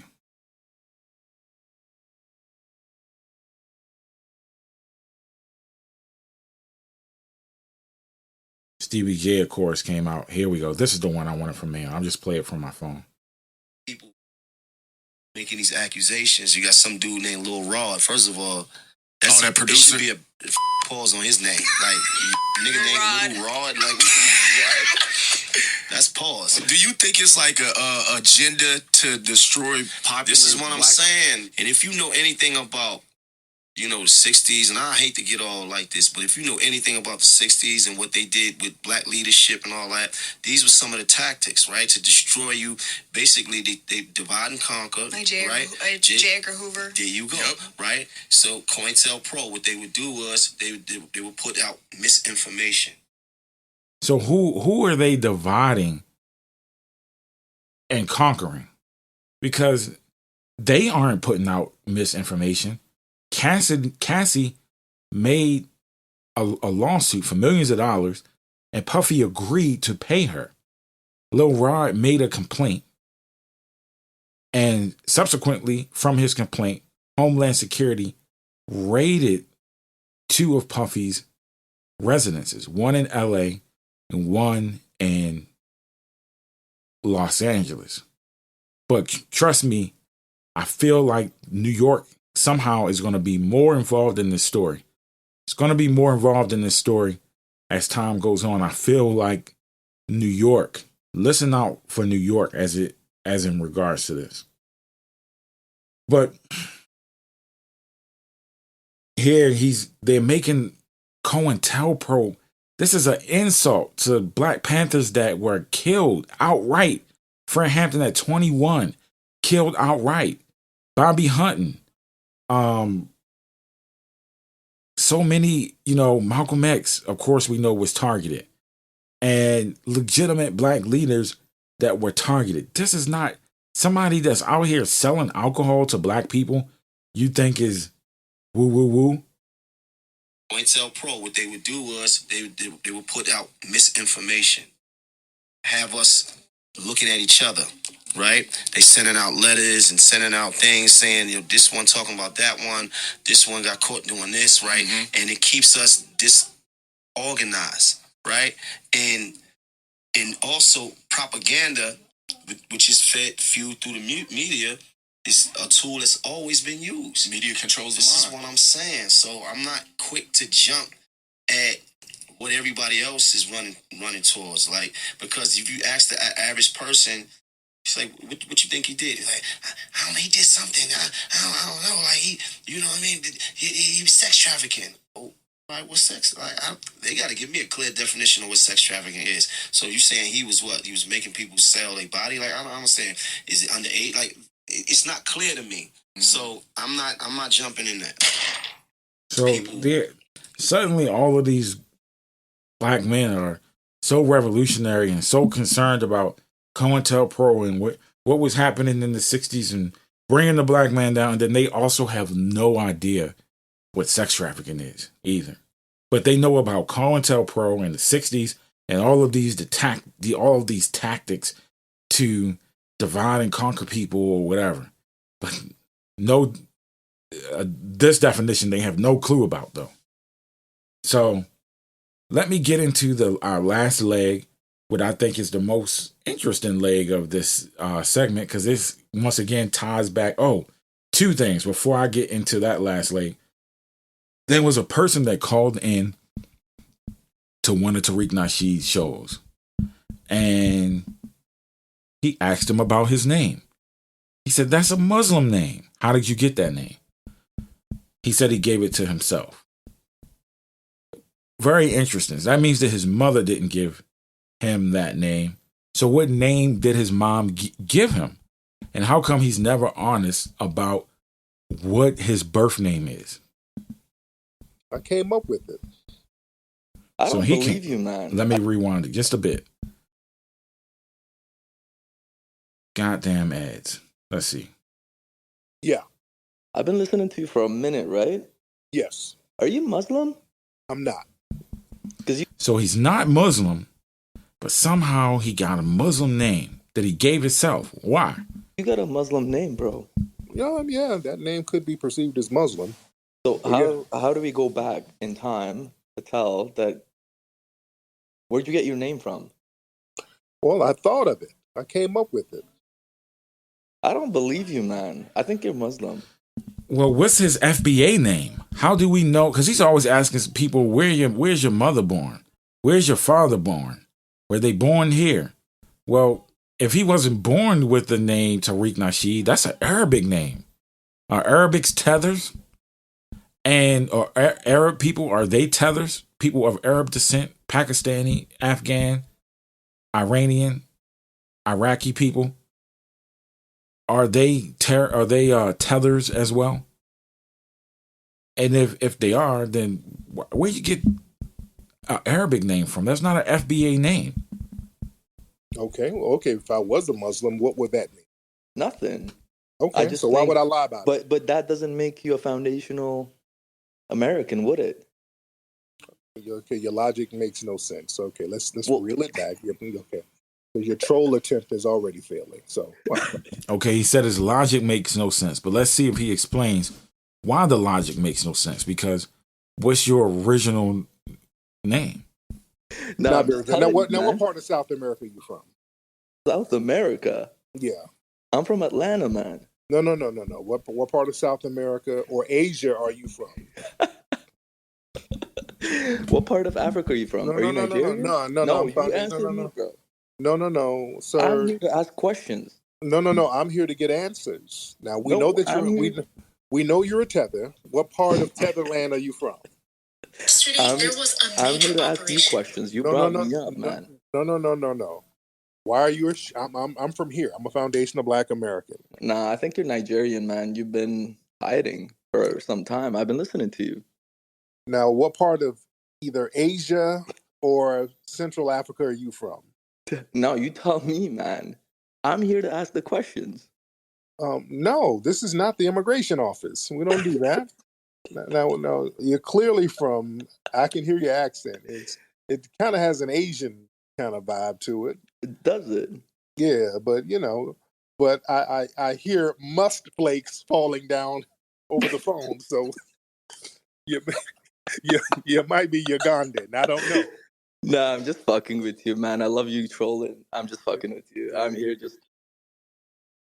So that's on that. I found that segment to be very interesting. I know that there was a brother that was digging in to some of the background there, but I found it interesting that somebody who's so strict on knowing where people were born and where their parents were born, etc., doesn't tell people his birth name that his mom gave him. The only name that these people know from him is the name he gave himself. Now, people can give themselves names, like, of course, Malcolm X was born Malcolm Little, but we know that he was born Malcolm Little. We know the name that he was born with, and people are free to change it or whatever, but we know the roots of it. Just very interesting observation there, where you don't know people's true background, but they are creating a cult. Now, it's not a religious cult like the Nation of Islam, but it does have some religious cult elements to it. But it's an online, damn near like a race cult. A race cult that discriminates against other groups of Black people. Crazy. So our last segment, we're going to be talking about this guy, Faheem Muhammad.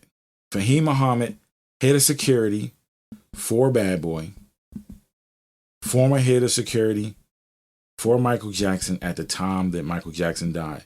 So this segment is led by, what's her name? Candace Owens. And I actually did the research myself for this, but they put it in a video format, so I guess it will be good, because I wanted to know, like, okay, I'm hearing the name Muhammad. What is there any tie to the Nation of Islam? So I found that the guy had given all his land to his son and stuff like that. And on his Instagram page, he shouts out Elijah Muhammad. And then also I'm going to read a story from the Final Call newspaper. The Final Call did a story on this guy saying that the teachings of the Nation of Islam were all in his house, etc. So we'll read that Final Call article as well that was written, in which they talk about this Faheem Muhammad in the Final Call, and they talk about the land he gave to his son.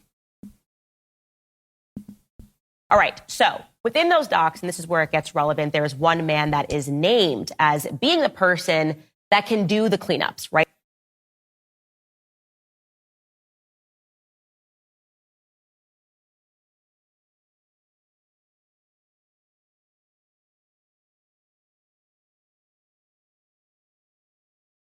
This is the guy that you are supposed to call if you get into any sort of a scenario. So in these docs, it says Mr. Combs instructs his staff to always contact Mr. Muhammad, that is Faheem Muhammad, if they are ever pulled over by the police in Miami or California. And upon information and belief, this is regarding the shooting that took place at Chalice Recording Studios. Again, he is alleging that Diddy and his son shot someone.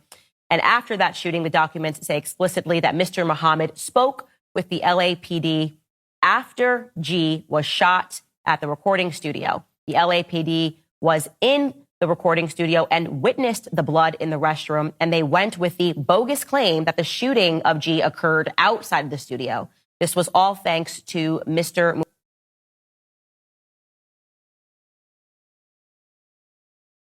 Muhammad's connections within law enforcement. So again, what we are seeing there is that you call this guy and this guy will make it disappear and the media will report whatever the incident is in a capacity that covers up the crime, allegedly. Well, guess what, ladies and gentlemen?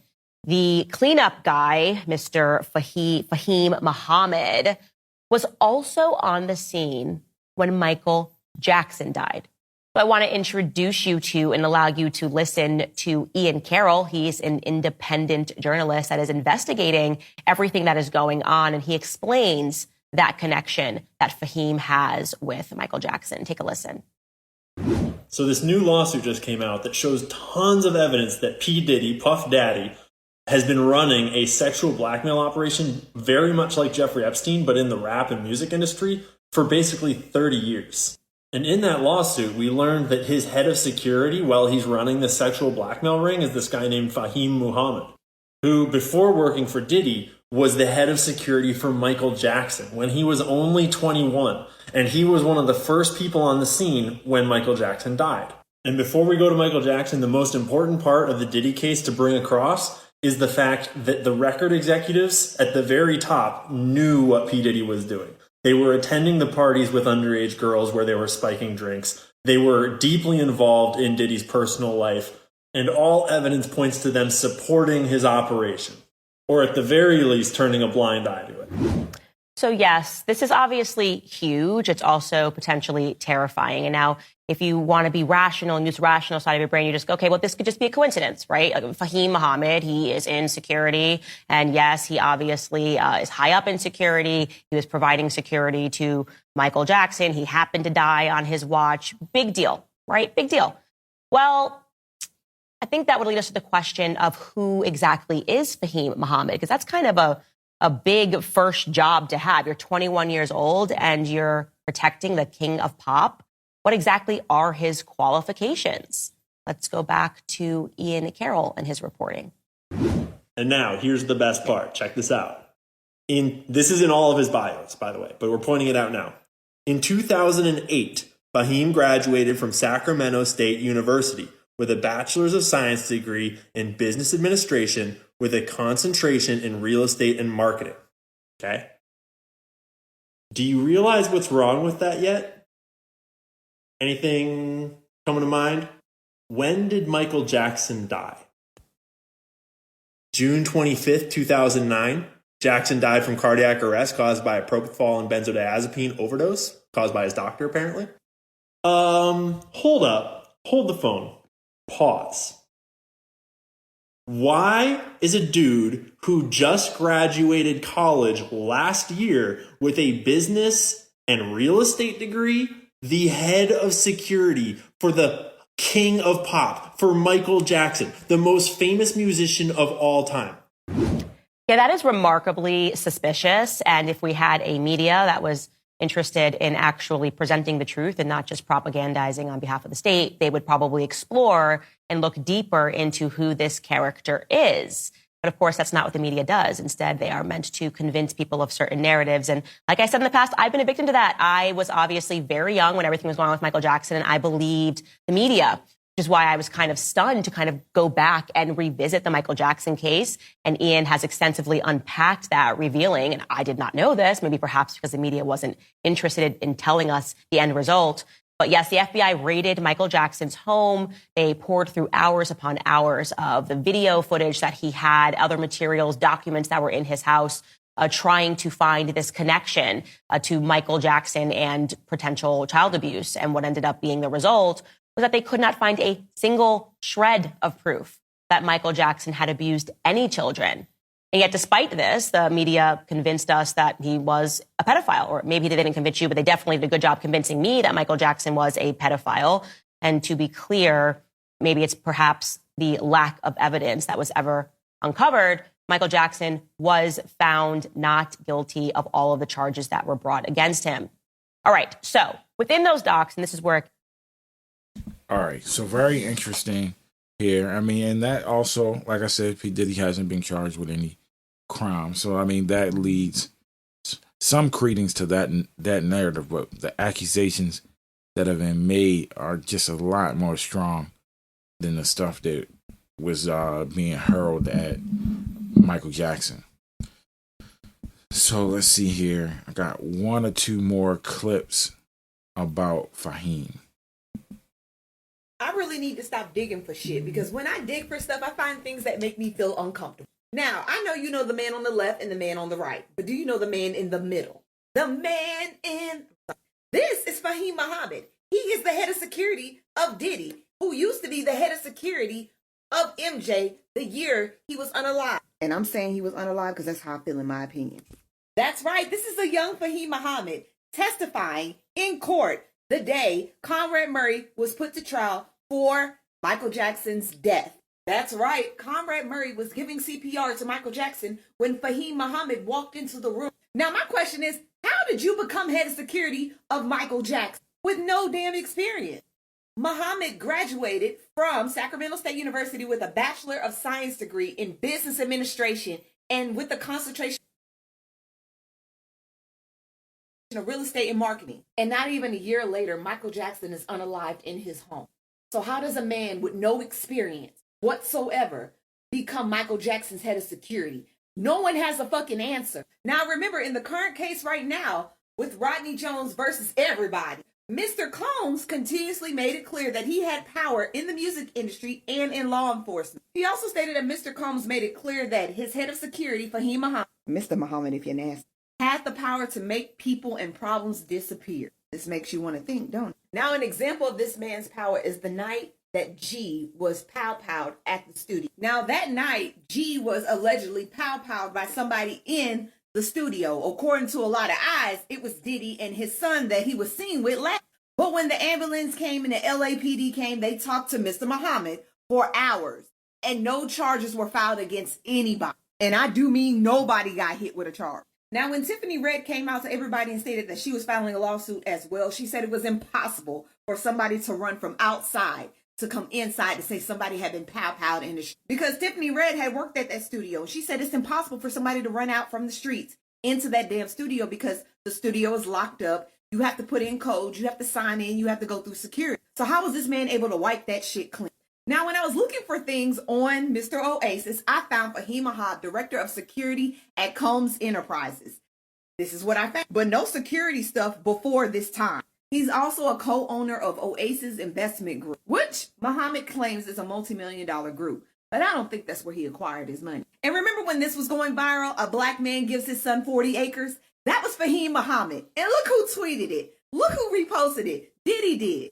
Faheem Muhammad gave his son 40 acres near the Mexican border. I mean, it's right off the Mexican border. Actually, Faheem owns over 200 acres right in that one area. And I wonder why it's so close to Mexico. Baby, because in case you got to run, you don't want to have to go that far. All in all, you really can't find much about this man at all. You can look, but there's not much out there except for what I've posted. This man is a mystery, and that is scary. He even looks scary. But y'all tell me what y'all think. I really need to stop. All right, so we're going to go ahead now and read the Nation of Islam's final call article on Faheem Muhammad. Matter of fact, before we get into that, there's news that just came in about audio recording emerging in the lawsuit against Diddy Combs and his son. So let's play that clip. Then we'll finish off with the Nation of Islam's joint on Faheem Muhammad, and we'll go from there. I swear I can have a clip just geared up and ready to go, and as soon as I tell y'all it's time to listen to it, technical issues start. One second.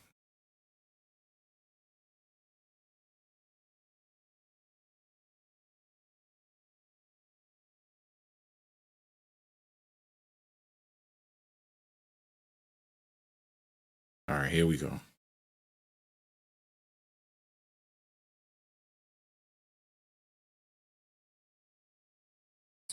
is included over allegations of liability and aiding and abetting. The lawsuit cites audio from a makeshift recording studio on the yacht where the alleged assault happened.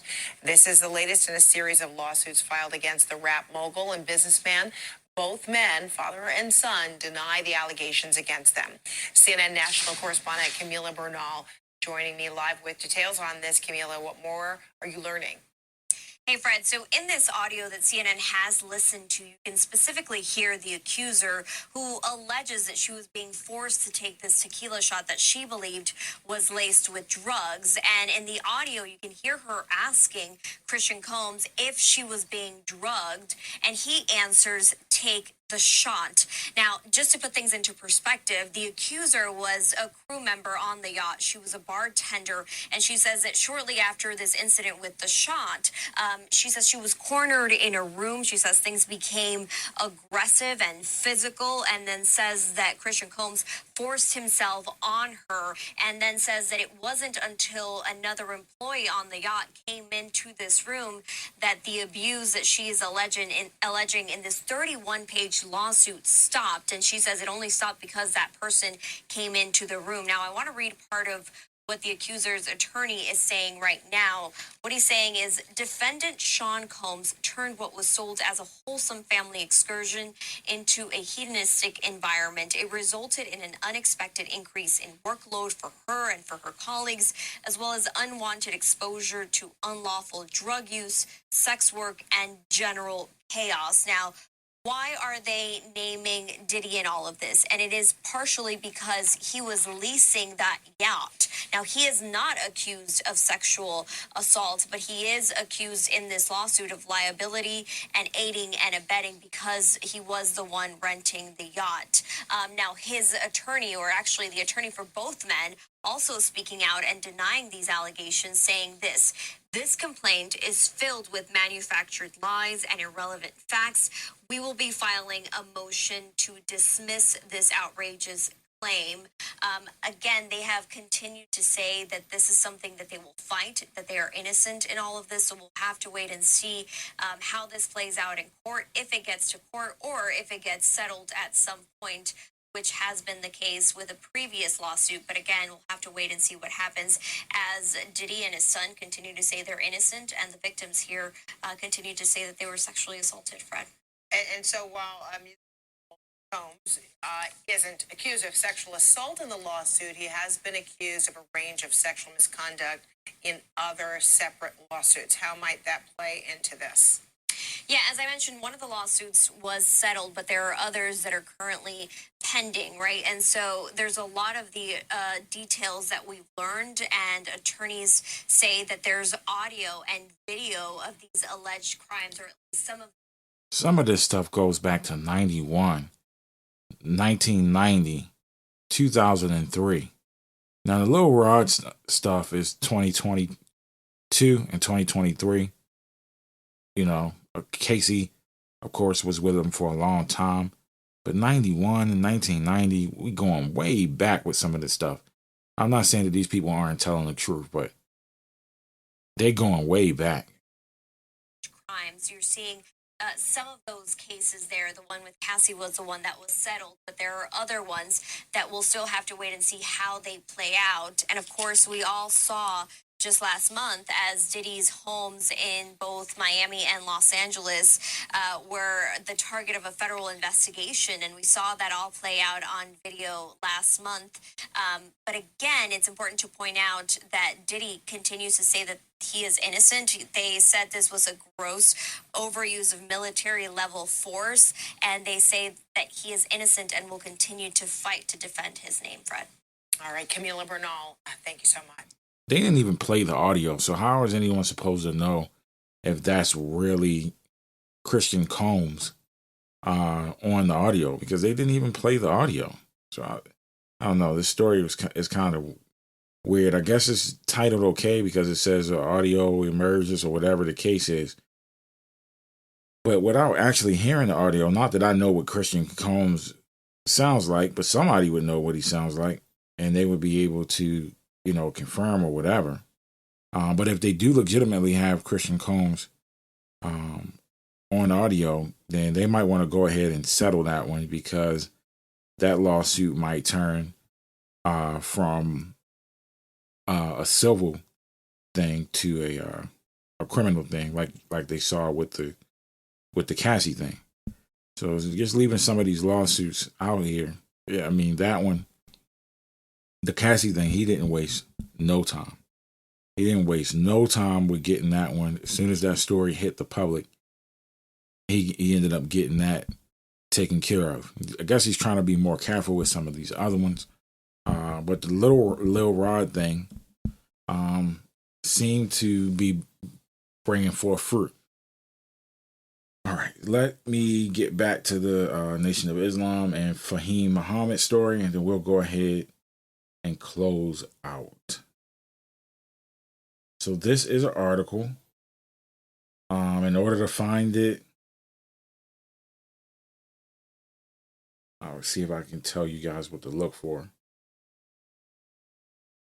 So on finalcall.com, the article is called Building Generational Wealth. Black Father Gives Son 40 Acres for His 13th Birthday. And you can see the picture in the article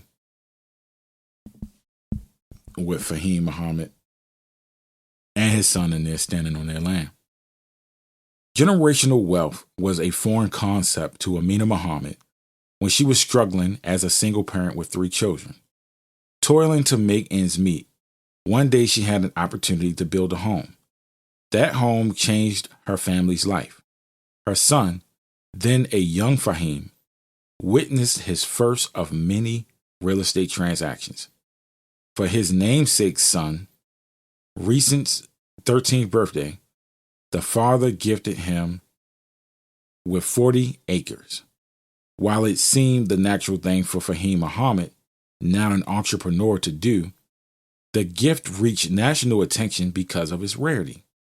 Now, it's interesting that they mentioned that he was an entrepreneur, but they didn't mention what he does for work. I found that to be very conspicuous. That they would mention that Faheem is an entrepreneur, but they didn't mention he was a bodyguard for famous celebrities like Michael Jackson and P. Diddy. Seems to be weird that they would just say he's an entrepreneur. The gift reached national attention because of its rarity. News stories nationwide reported about a black father who gifted his teen son land. However, what the stories failed to understand was the context in which Faheem and his siblings grew up. Their home was infused with the teachings of the most, quote, the most honorable Elijah Muhammad, the eternal leader of the Nation of Islam, who taught the Muslims and the black community to do for self or suffer the consequences. Quote, watching my mom build a home removed the fear, or maybe made me feel like it's possible. Los Angeles is a notoriously expensive place to live. At the time, I didn't understand everything, but to see my mom put it together and to get it done was inspiring. She also had a Muslim contractor. It was very impactful. I used the same contractor on 4 other homes, 2 built from the ground up, Faheem told The Final Call. Quote, the teachings of the, quote unquote, most honorable Elijah Muhammad gave us the importance of land and ownership. As my son was turning 13, he's into all of the regular stuff, like shoes that his generation craves. We give him some of those things. But my thought was he's turning 13 during a serious critical time. I wanted to prepare him for being a man. I want to instill the right principles in him.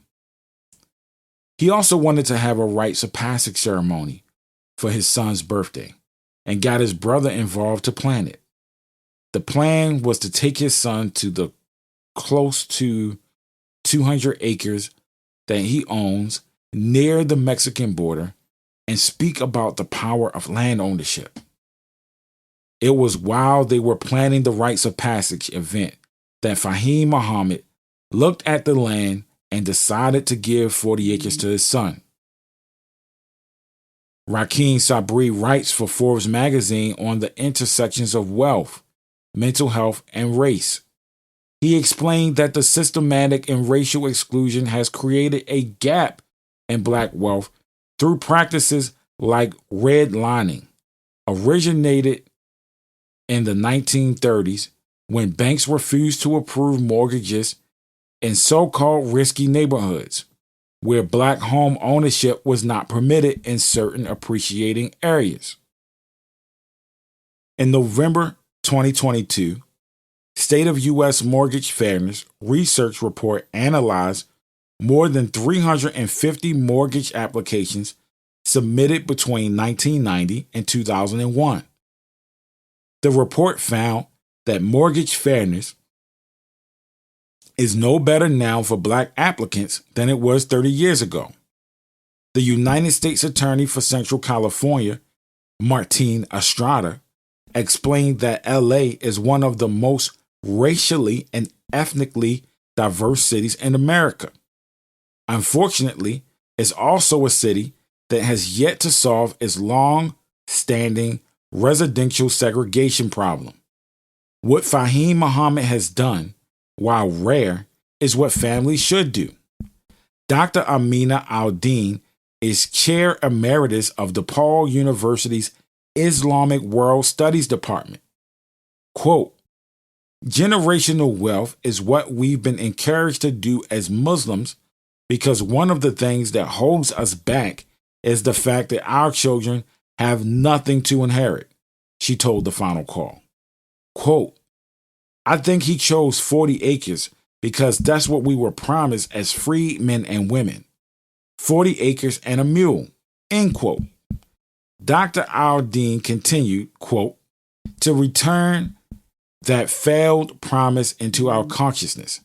I think it's just great. Everybody might not be able to buy 40 acres and gift their children, but what they should think of, what they can do, is provide a basis for that intergenerational wealth. The property given to younger Faheem is a part of nearly 200 acres. Currently, parts of it are used as a Muslim camp. Very interesting. So, not able to say that he is a full-fledged member of the Nation of Islam, but we know he has a Muslim camp that's on his land, on this 200 acres of land. Very interesting. Then, what Muslim camp? What kind of Muslim camp is this? Is it a Nation of Islam Muslim camp? He certainly shouts out Elijah Muhammad a lot. On his Facebook page, we see Elijah Muhammad's name. He mentioned Elijah Muhammad as we read previously in this article. The goal is to provide a space for Muslim youth to experience nature while being away from the hustle and bustle of city life. The last camp they did, nearly 150 young people who participated. Faheem Muhammad II was surprised when he learned about his gift. Was 40 acres on his wish list? I like to be surprised because my family knows what I like. They'll give me stuff and I'll be grateful for it. There's nothing I really wanted on my birthday, he told the Final Call. I was surprised. I didn't know about the gift until my auntie told me. Everyone was shocked. The shock was felt nationwide. Quote, I put it on my social media. The elder Faheem Muhammad said, I did one post and it got a lot of traction. People started reaching out to me. Then a brother I know put it on his Instagram. Once he did that, it caught a lot of traction. And media outlets reached out. I wonder if that brother he knew is Diddy. He says, a brother I know put it on his Instagram. And she said that Diddy shared it. So I wonder if that brother he knew is Diddy. Very interesting how they are circumventing his relationship with Diddy here. And they're not talking about the fact that he did security for Michael Jackson and does security for P. Diddy. They're kind of talking around it. And the Nation of Islam was doing security for Michael Jackson before this as well. And they admitted in another article, which we don't have time to read, that they were basically introducing him to security, like different security groups. So it's quite possible that the Nation of Islam may be introduced Faheem to him. But there's another article that talks about the relationship between Michael Jackson and the Nation of Islam and the security thing. And it doesn't mention Faheem specifically because this was during the time where Michael Jackson was on trial. So this is like 2003, around that time. So the San Diego News contacted him and toured the property. After that, the story went viral. Good Morning America reached out. I think that is what took the story national. Once Good Morning America did a story, the other platforms picked it up, Yahoo and Essence. What plans do the younger Faheem have to do for his land? I want to do a camp too. I feel like it would be fun to have our own private ATV camp where you could rent them for the day and ride around the land because it's pretty big and you would have a lot of space. It'll all be fun. His inspirational grandmother, Amina Muhammad, is thrilled with her son and grandson's plans. They're doing exactly what I would want to see done. I also want an area to grow our own food. I want space to bring the youth from our community onto the land, she told the Final Call. I think it's important that everyone gets away from the noise of the city and all of the confusion. To be able to escape all that's going on and to go to land is extremely peaceful. The land is a 2.5-hour drive from Los Angeles. Abdul Akbar Muhammad is the international representative for the Nation of Islam. He says, quote, "In the past, we didn't know about generational wealth. No one taught us how to pass on wealth so that our children would not have to start where we started from. They would not have to start where we started from or where our parents started from. The teachings of the Honorable Elijah Muhammad changed that. We saw that others were doing and learned how we could duplicate their efforts," he told the Final Call. The generation sees the benefit of generational wealth and can see it in practice. Families should talk about it, make it a dinner table discussion. Otherwise, it goes nowhere, he said. Help them understand that one of the things I should do differently is pass on whatever little or much wealth I have. So that's the Nation of Islam's article there on Faheem Muhammad. You can find it on their website.